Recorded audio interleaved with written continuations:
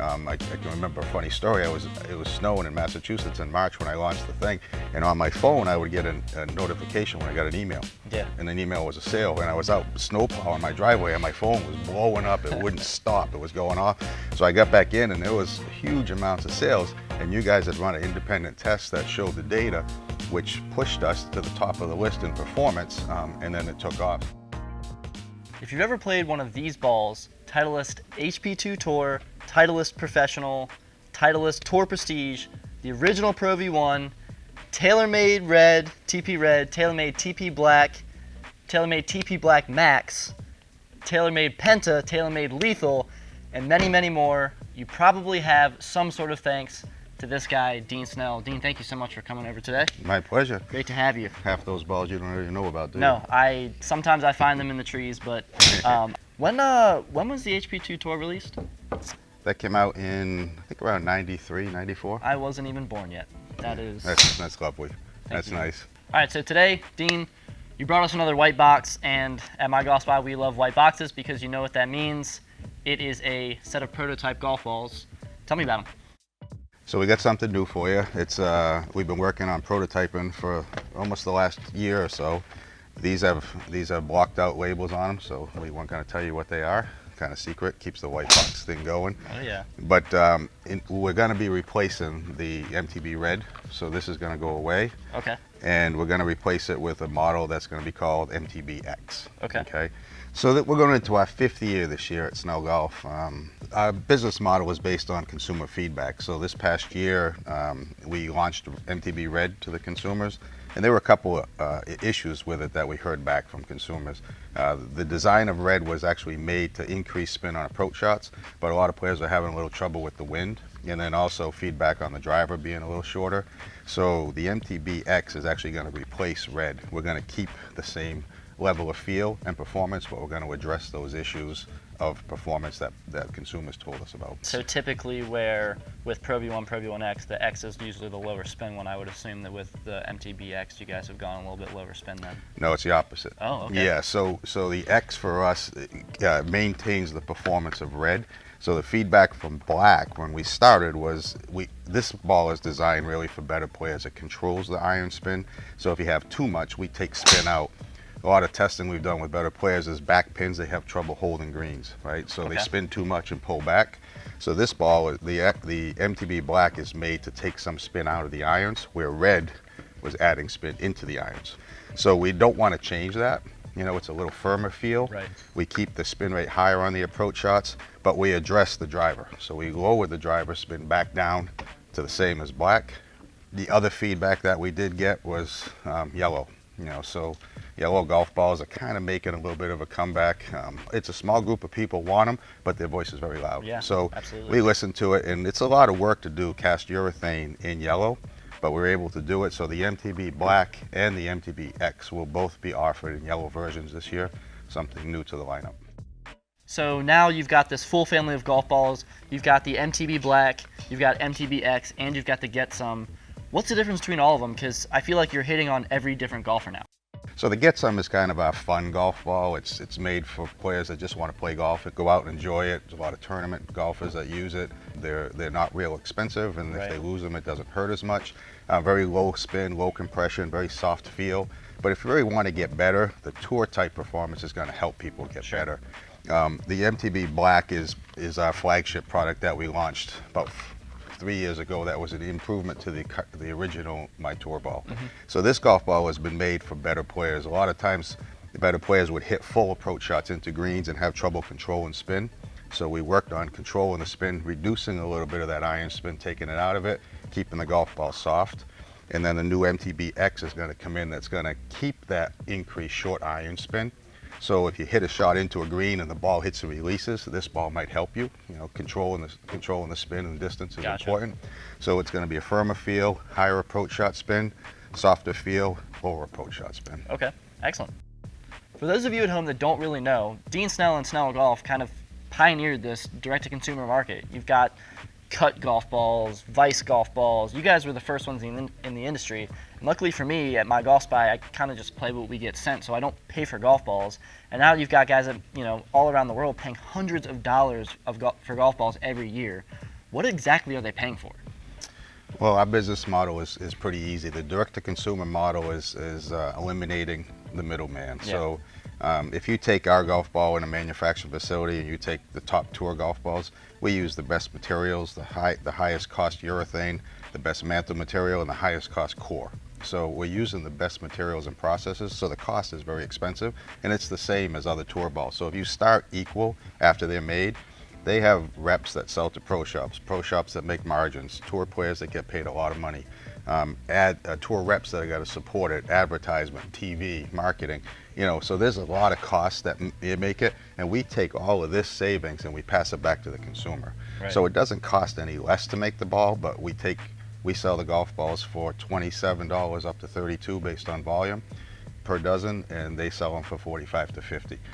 So, you know, I get a lot of questions from guys at my club. They're like, hey, you know, what do you think about this direct-to-consumer Vice golf, Snell golf, things like that? I said, hey, I think they perform just as well, if not better, than what you can buy in your pro shop. When I first started the business, it was interesting because I thought the price was going to be the #1 discussion point, and it wasn't. You guys actually ran a test for us. I can remember a funny story. It was snowing in Massachusetts in March when I launched the thing, and on my phone I would get a notification when I got an email. Yeah. And the email was a sale, and I was out snow plowing my driveway, and my phone was blowing up. It wouldn't stop. It was going off. So I got back in, and there was huge amounts of sales. And you guys had run an independent test that showed the data, which pushed us to the top of the list in performance, and then it took off. So that's the kind of thing that became a discussion of how good the performance was. The price side to it actually became the second part of the conversation, but it's very important.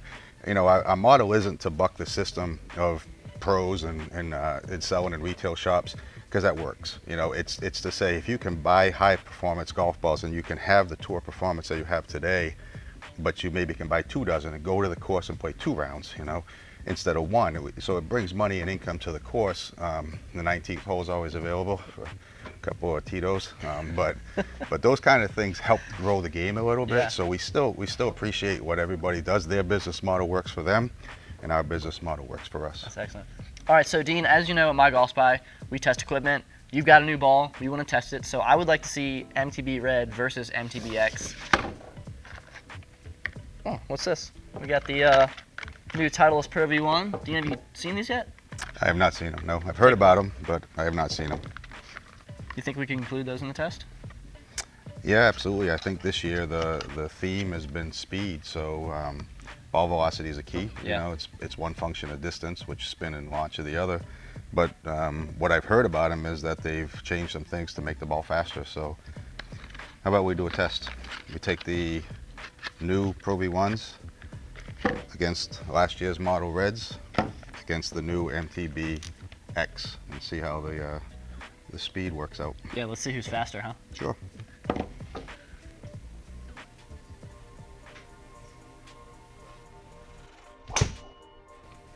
That was hit well. It feels like, you know, I play a Z-Star XV right now. Feels pretty comparable. It's a little firmer. Yeah. It feels like. Yeah, the red was originally made to have a little bit firmer, a little more responsive feel back. So when you hit it, the sound would be a little bit louder, which yeah, is what that's feel exactly is. what. Yeah. Yeah. That was hit really well. Yep.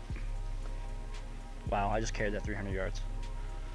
The only word I can describe is like full. It doesn't feel like hard, and it feels more like a I hate to say it, but it feels like a Pro-V1. You know, it feels Yep. like softer, but also just like I can feel it off the face at the same time. Okay. And it feels like a spinny ball, but it's not a spinny ball. Yeah.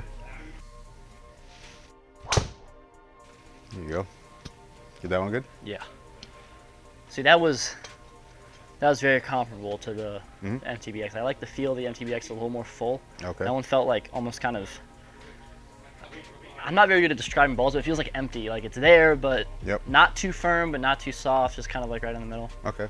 The basis that we wanted to talk about here for the new products that we're doing, you know, the MTB-X, if we can get that ball speed to be higher, keep the spin rate low, we add distance, you know. So this should help anybody that played MTB Red.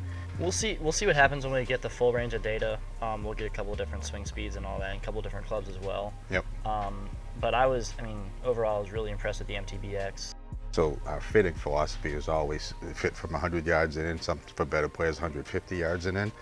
where the performance is different, and then know off the tee they're going to be long. Yeah. This kind of confirms that pretty much all the golf balls are going to be similar off the tee. If you can add a mile an hour or two, you can add a little bit of distance, but performance on the green is what's more important. Well, just in these few shots, you got me questioning if I'm playing the right ball for me. So keep on testing. Yeah, thanks.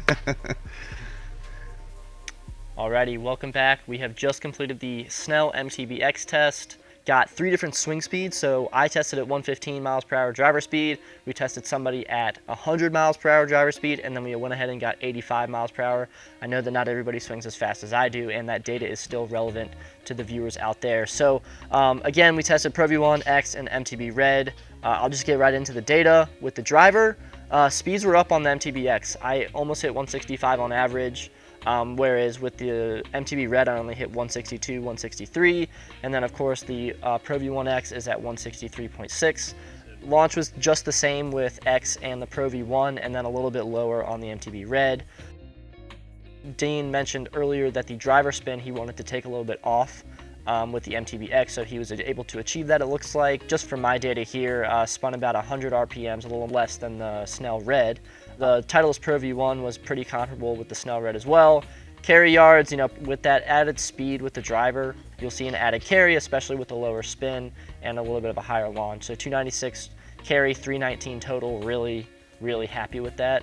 Before I move on, I do want to mention that with the Snell MTB-X, the sound, much louder than what you would get if you're used to hitting a Titleist Pro-V1. Just a little bit more, you can hear it a lot more in the hitting bay there. All right, so moving right into the 7-iron, both Snell balls are stacking up nicely against to the Pro-V1.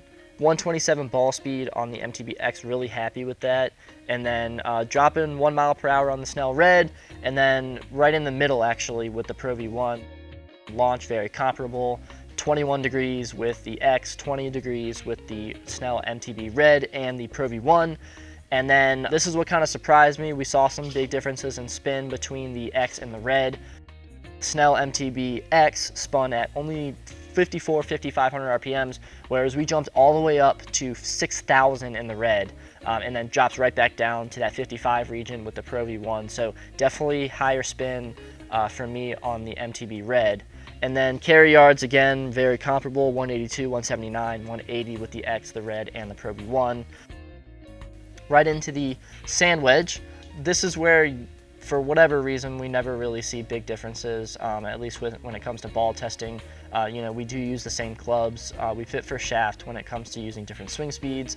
When you see a different ball, very small variability within the ball speed, launch angle. Spin rates are almost identical, and obviously the carry and the total are just the same as well. So one thing that I did notice with the sand wedge was that the ball off the Pro-V1 felt significantly softer than that of the Snell MTB-X and the MTB Red. If you've played a Pro-V1 before, you've probably known that these are relatively soft balls in general, whereas the Pro-V1X is typically their firmer ball. But the Snell MTB-X and the MTB Red, designed to actually be a little bit firmer. Like I said earlier, you hit the driver with that Snell MTB-X, and it's definitely that loud feeling, or that loud sound, I should say. So if you like a firmer ball, the MTB-X or the MTB Red might be something that you might want to try. All right, so now we're going to throw that data up on the screen for the 100 mile per hour driver speed and the 85 mile per hour driver speed. Looking through it, not seeing a ton of differences. It's pretty comparable to what we saw at 115. Driver spin rates are down for the MTB-X. For the 7-iron, you saw a little bit of a change in the spin rate as well. The main thing I want to talk about is the performance of these inexpensive golf balls is comparable to something that you would pay $50 a dozen for. If you're out there and you have to buy a lot of golf balls every year, it can get pretty costly. And that being said, it means you definitely need to get fit for a golf ball. Snell has this really cool program where they'll send you sleeves of balls and a little worksheet to help you fit yourself for a ball. There's a reason that everybody else on tour plays a different ball. Not everybody plays a Titleist Pro-V1, because those guys have gone out and figured out what is the best ball for their game, and you should be doing the same. If you want to try these balls out for yourself, they're available today on snellgolf.com. They don't sell them in stores, you have to buy them online. Or you could subscribe and comment below for your chance to win 1 dozen Snell MTB-X golf balls. All right, well, thanks for watching. That does it for us at the MyGolfSpy LabX testing facility. I've got some prototype golf balls. It's a beautiful day outside. I'm gonna go do some on-course testing.